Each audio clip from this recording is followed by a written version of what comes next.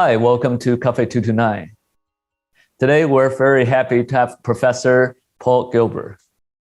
Dr. Paul Gilbert is a clinical psychologist, but more importantly, he is the founder of CompassionFocused Therapy. We're very to have him. Hi, Dr. Gilbert, how are you? Hello, Peter. Thank you so much for inviting me.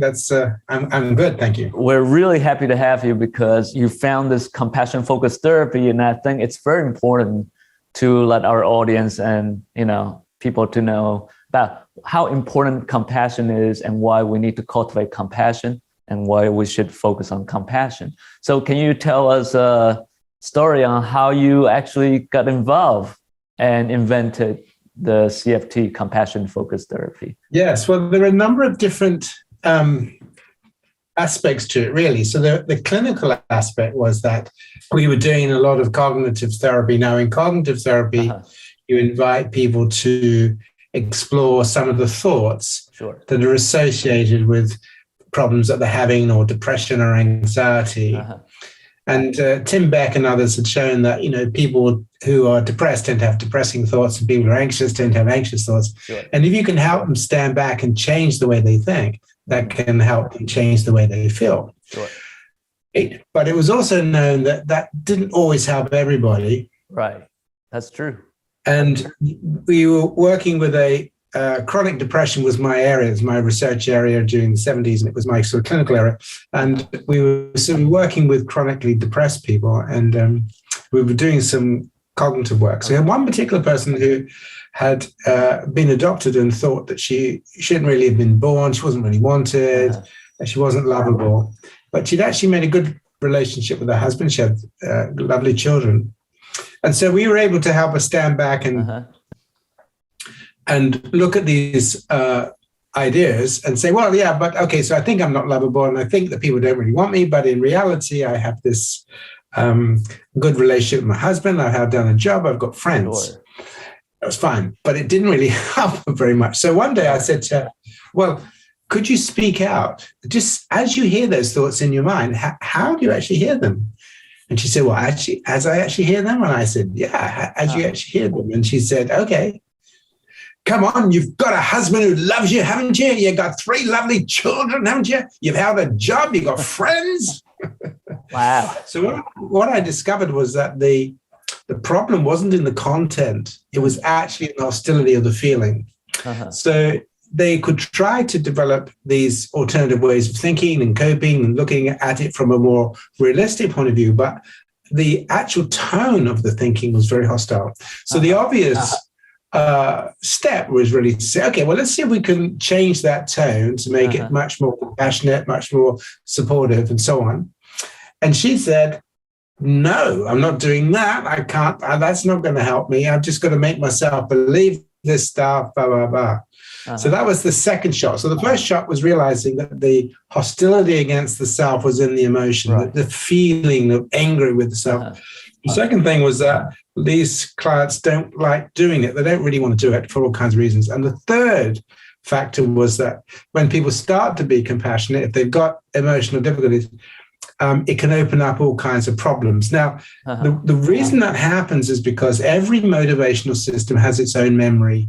Okay. So, for example, if you think about being assertive, if as a child you've been hit every time you were trying to be assertive, you can imagine then that when somebody tries to teach you to be assertive, it's going to make you really anxious because in your memory system, you've got fears of being assertive. If you really like holidays, you love holidays, and then one day you go on a holiday and you get badly beaten up and put in hospital, the next time you're thinking of holiday, you won't remember all the good times, you'll get the trauma. So if you've got trauma in your care system, people who should have cared for you didn't, or when they tried to care for you, they were hostile and so forth.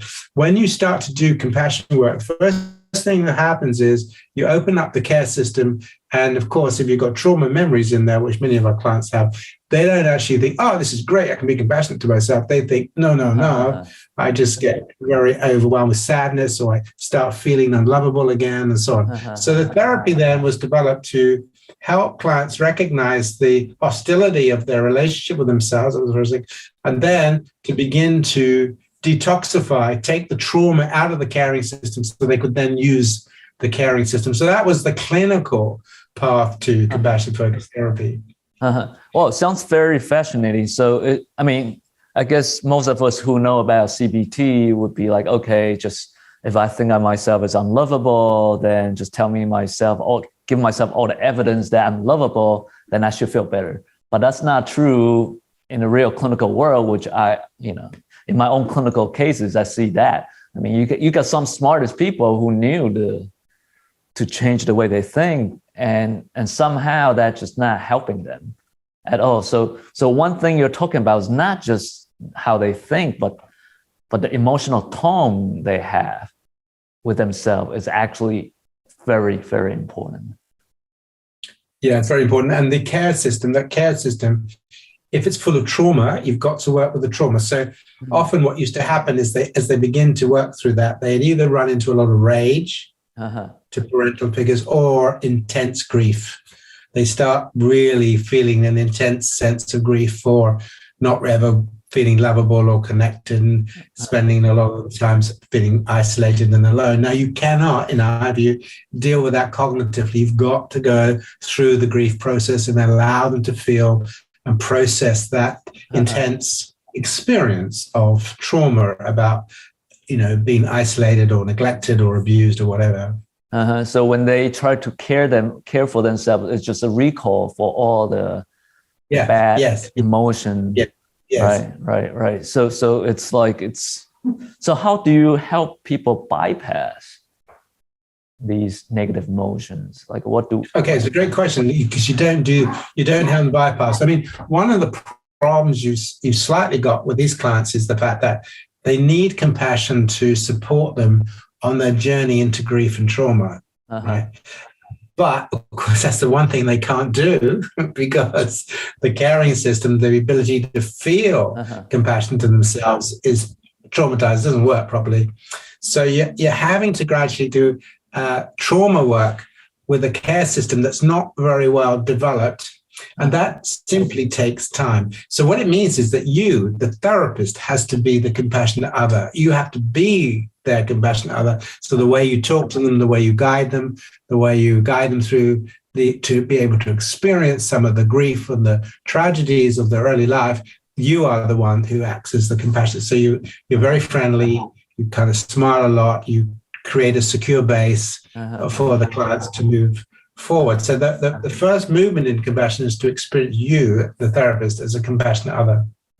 So the therapist really have to be sort of a real person who can provide corrective emotional experiences, right? Yeah, that's right. Yeah. Right. And so hopefully they would take the therapist's voice and let that become part of them, like introjection, right?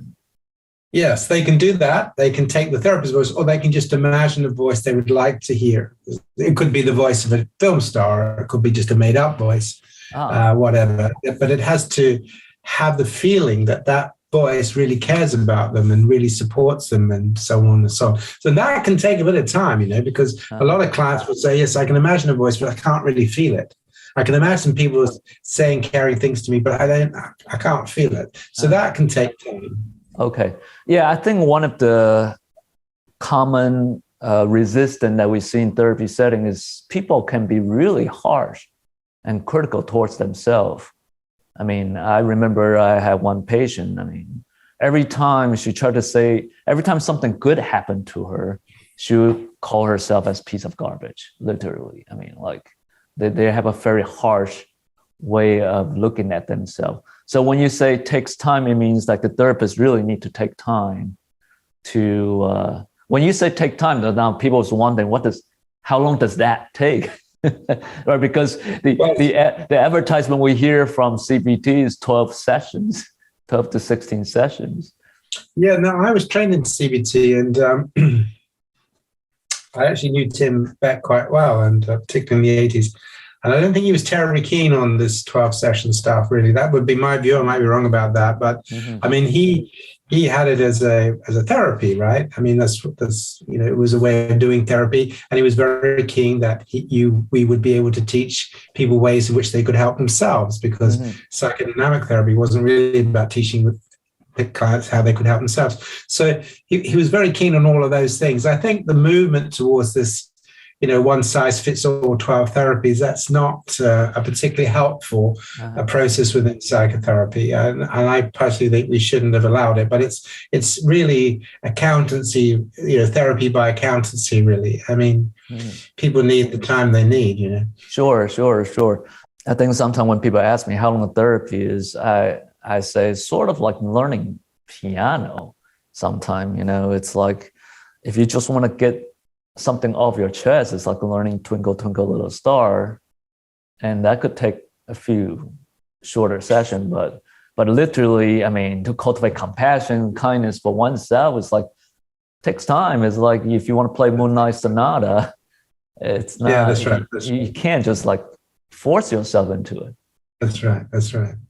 I mean, the point that you mentioned, a great point, was that, that people are kind of very frightened to be compassionate to themselves, are very frightened to feel good about themselves. And so you help them think about why that may be. And you always talk about resistances as wisdoms. Okay. So you have the wisdom of not allowing yourself to feel good about you. So what is that wisdom? What is that wisdom about? What is it protecting you from, right? So what would be your greatest fear of suddenly realizing, actually, I'm not so bad, Why would that worry you? Something would really worry you about that. I mean, the other thing is that we focus very much on what's happening in the brain and the body. You've heard of what is called neuroplasticity. Sure. So there's quite a lot of research now looking at what happens in the brain and in the body when people practice compassion. So we know that sometimes people struggle with compassion because they don't have the brain and the body they need to be compassionate. For example, your autonomic nervous system has two branches to it. One is called sympathetic, which is the part of the autonomic nervous system which allows you to go for action and get excited, but also anxiety and anger. So it's the activating system. But then you have a deactivating or a slowing down system, which is called your parasympathetic system. Sure. So some of our clients, the parasympathetic system doesn't work very well. So you have to do exercises and trainings and meditations to partly stimulate the parasympathetic system, and that takes time because we're changing physiological systems, like going to the gym. If you go to the gym for 10 sessions, you're not going to get super fit, are you? In fact, you might even feel worse because you ache in all the different places. Sure. So, the ways in which people change, we need them to change in both psychology, physiology, but also in social behavior. And that all of those things can take a lot of time, particularly with people who've got chronic mental health problems. Sure. Sometimes I mentioned to my student that, it's like we all born with a different, like our mind and body sort of like a different horse or different ox. We're born with certain type of ox or horse, and they have their own temperament, and we need to find ways to get to know our body, our temperament, our mind. And Zen master often have this analogy of taming the ox, right? Using ox as an analogy of our mind and mental health. So herding the ox. But first you have to learn to catch the ox, then learn to herd the ox. So that would take a lot of time, I would assume. Yes, it can take a lot of time. Yeah. So sounds like you use some meditative practice with your clients as well. Yeah. How do you integrate them into your therapy protocol? Well, it's quite important, again, to help people see that meditative practices are a way of affecting your brain. There's quite a lot of research now, what is called loving kindness. Sure. And loving kindness produces changes in the brain. I mean, if you was to suddenly take up the piano or a violin tomorrow and practiced every day, the area of your brain, which was in dealing with fine finger movements, would actually grow. It would thicken, right? So we know that. So the key thing is to help clients recognize that what you focus on stimulates your brain. So we say to clients, look, supposing you're very hungry and you see a meal, what happens in your body? Oh, my saliva gets going, my stomach acids. And you say, yeah, that's right, because when you see a meal, it stimulates an area of your brain called your hypothalamus. But supposing you just imagine this wonderful meal, what happens then? Oh, the same thing. Yes, that's right. Okay, supposing you see something a bit sexy on the television, what happens in your body? Oh, well, you can get aroused. Okay, that's right. What happens if you just imagine it? Okay, so we help clients recognize that what they think about, what they imagine, is stimulating these different systems in the brain, right? Yeah, that's true. What happens if somebody's critical of you? Okay, that makes me feel bad and I get anxious. Yeah, but supposing you do it to yourself, what are you stimulating in your brain?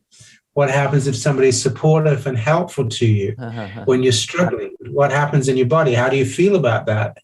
As opposed to if they're critical, oh, I feel much better. Okay. So you're helping clients realize that a lot of what you're doing is not just at the psychological level, but the way our brains work is highly integrated between psychology. What we imagine, what we think, really plays out in the body. So if people are practicing self-criticism all the time, they're going to feel pretty awful. Yeah, that's not their fault, but that's just how the body is. But if they learn to practice switching into compassion and focusing on compassion and practicing compassion imagery and so on, they will over time gradually change those pathways in the brain, and then they will feel better.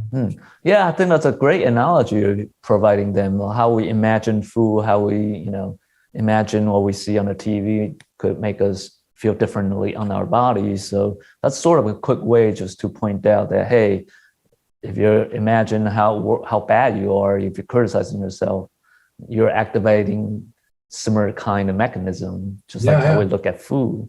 Now this reminds me of, I also teach meditation sometime. And one time we were teaching that you mentioned loving kindness meditation, right? I don't know how you do it your way, but one thing that we do is we start out by sending or imagining loving kindness for oneself first, then sending loving kindness to like your loved one, your neighbor, and then up to your everyone, including your enemy. That's the sort of the traditional loving kindness meditation we train. I remember one time we had a guy who meditated with us on loving kindness. And he's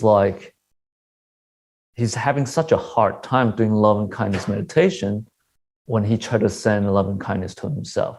To other people, he has no problem. He's like, oh yeah, I could send loving kindness to every difficult people out there, including his own enemy, but to himself, every time it's like, may I be well and happy, he has another voice in his head says, no, you don't deserve it. So I wonder if you have similar kind of challenges when you do your compassion-focused work. Oh, yes. I mean, it's a brilliant point you made, because most of the therapy, I think if you're not working so much with clients, but most of the therapy is dealing with what we call fears, blocks, and resistances. So fears are, they get frightened about compassion because it stimulates grief or makes them feel very sad, or they suddenly feel desperately lonely. They become very aware of their emotional wounds. Compassion will open that up, right? Or they become, they have that voice in their head that says they don't deserve. And you mustn't have something you don't deserve. I mean, it's a little bit like Oliver Twist, isn't it? That idea that you're not entitled, and it will be taken away from you, and you will be shown to be a fake. You will be shown up to be no good. You think you're good, but really you're not. So all of that stuff is going on. Now, why would people want to perceive themselves as to be inferior? Well, because an inferior position is the position of stay out of trouble, because if you assume that you're more confident or you're better, then you can run into trouble. People will start to attack you. Right. And that's because we are basically a primate. And in primates, if the subordinates start to behave in ways they get confident and cheeky, the dominant will attack them. Sure. So we have submissive behaviors. Animals have submissive behaviors in order to turn off the attack of the dominant. And so you find these individuals who have all that I don't deserve and so on. And they've often come from quite hostile, frightening backgrounds, or they've been frightened to be happy. They've been frightened to play. They've been frightened to be confident. They've had that completely knocked out of them. So they experience it as I don't deserve. But really what it is I'm frightened to feel confident. I'm frightened to feel good about myself because somebody will hit me. Somebody will hurt me. It's just helping them understand that, So when people have better insight into how their negative emotion meant to protect them, then that sort of open up a new possibility of, I don't always have to protect myself the same old way. That's right. Right. So it's important to see that these are what we call the wisdoms, that they may not appear like wisdoms, but, if you've come from a background that hasn't supported your confidence, hasn't taken joy in you growing up and loved you, and if you've come from a very different background, it's quite understandable why you're very frightened to be confident. Sure. Okay, so that once they understand that it's not your fault, that you feel like that, it just makes perfect sense, really, doesn't it? Mm-hmm. But now we need to work out how you can kind of work with the fear of being confident, the fear of feeling okay about yourself. Mm-hmm. Yeah, sounds like psychoed is very important in C.A.F.E. Very important in C.A.F.E. Yeah, very important in C.A.F.E. Yeah, right, because to understand the evolutionary advantage of negative emotions, to have an understanding of neuroplasticity is sort of a good, important background for the client. Yeah, very much so. I mean, the other thing that we do is we help people to think, look, we are all built by DNA. You and I are both DNA productions, okay? Right. And like all other life forms, no life form chose to be what it is. No elephant chose to be an elephant. No giraffe wanted to be a giraffe. No human chose to be a human. Sure. And we help clients think about that. When we do group therapy, we say, so how many in the room chose to have 2 legs and 2 arms? Put your hands up. Everybody. Okay. How many people chose to put food in one end and have to shit it out the next? Anybody choose to do that? No, nobody. How many of you chose to have to breathe all the time? Otherwise you'll drop dead. Nobody. How many chose to have a brain that sits in your head? How many chose to have capacities for rage, anxiety, depression? Anybody choose that? Anybody say, yeah, I chose that. I designed that. Nobody. Right. Okay. So when you think about it, man, everything that you are has been designed for you, not by you. Right. Everything. Your body. Okay. How long you're going to live, mm-hmm. right? We're a species that lives for about 30,000 days, something like that. Right. So much, right? So that's not your fault. And also that you didn't choose your background. And we say to clients, look, if I had been kidnapped as a 3-day-old baby into a violent drug gang, right, and I was beaten up, this version of Paul Gilbert wouldn't exist. Right. A very different version would exist. So you didn't even choose the backgrounds that shaped you. Right. So everything that goes on in your mind is not really your fault. Don't own it. Mm-hmm. But if you can become mindfully observant of what's going on without blaming yourself for what's going on, now you have an opportunity to choose how you want to behave. Uh-huh. So we spend a lot of time, a lot of psychoeducation helping people disengage, decenter from the sort of biology of the mind, as it were, all these programs that are firing off, mm-hmm. and help people realize that what's going on in the mind is not their fault. Mm-hmm. But if they can become mindful, they can become aware, oh, this is my anger, this is my anxiety. It's not my fault. I didn't put that system in there, right. But I can learn how to work it. And that de-shaming process can be very powerful for mm-hmm. people. Yeah, I think the de-shaming part is very important because people often sort of blame themselves for who they are and how they become who they are. And often we said that, we all just do the best we can at that moment.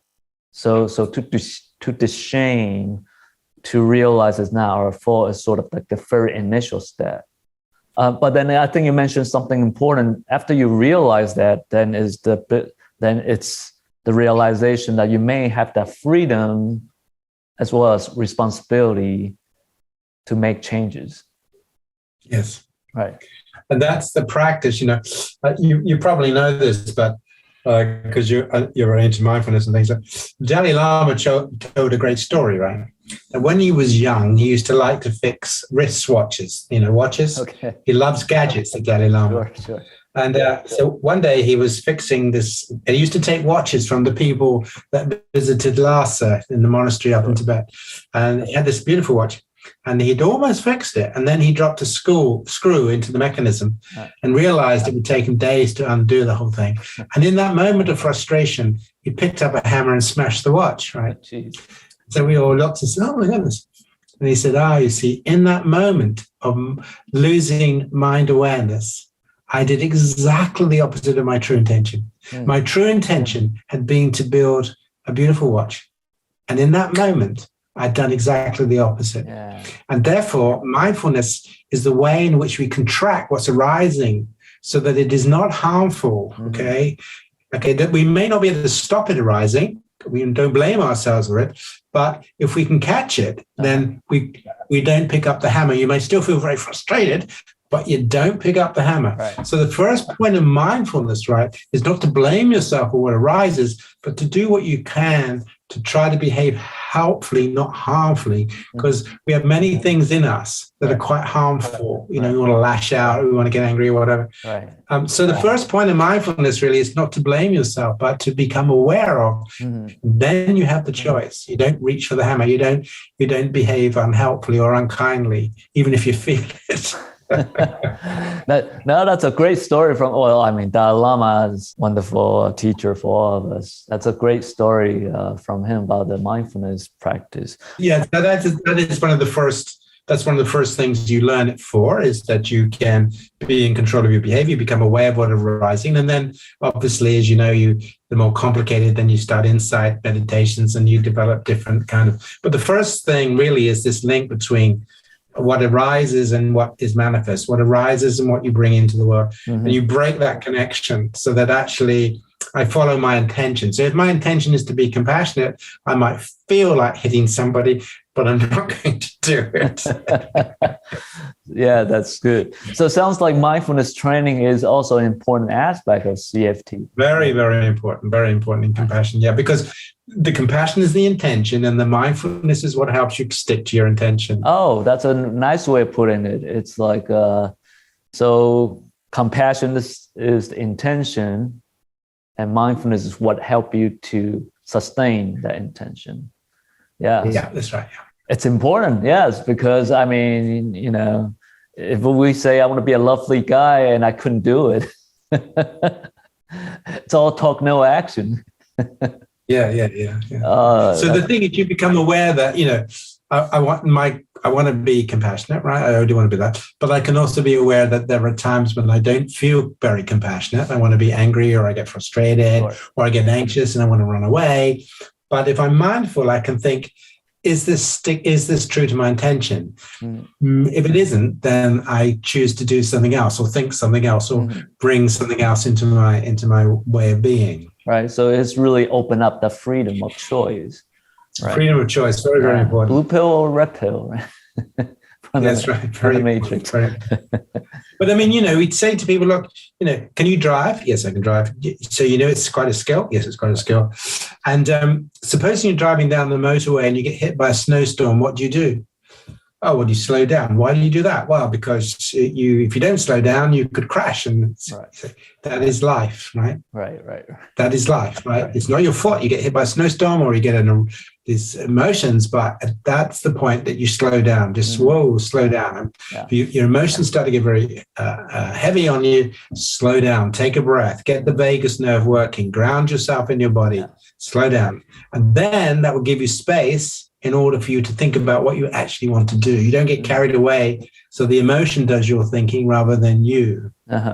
So I think that this is I think your therapy is very sort of encouraging and hopeful, helping people to work with what they have, you know the horse, know the ox that you're having, and learn how to ride it and tame it. You know, you work with what you have. You don't blame the horse. That's right.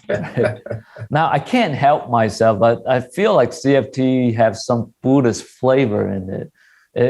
Have you do you read about Buddhism or you look up spiritual traditions to help you to think about your CFT?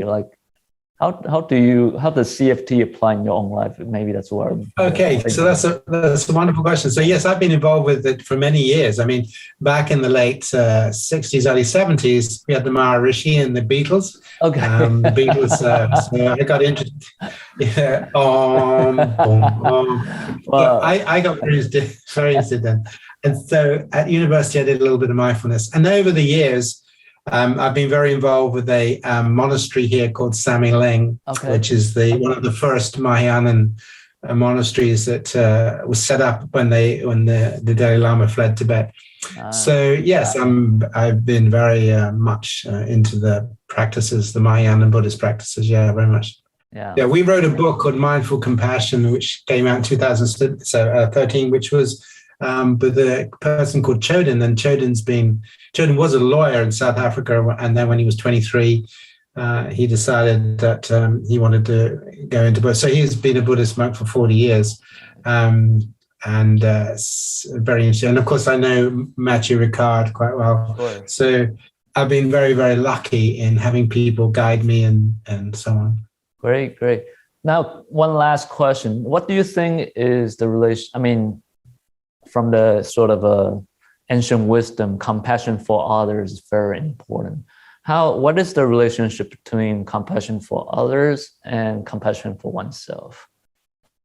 It's a great question, because sometimes, people say, oh, you can't be compassionate to others unless you're compassionate to yourself. That's not true at all. There's no evidence for it. Mm-hmm. We've done studies. There's no evidence for it. Okay. I used to work for what is called the Medical Defense Union. And these were with doctors who were maybe depressed or anxious, whatever.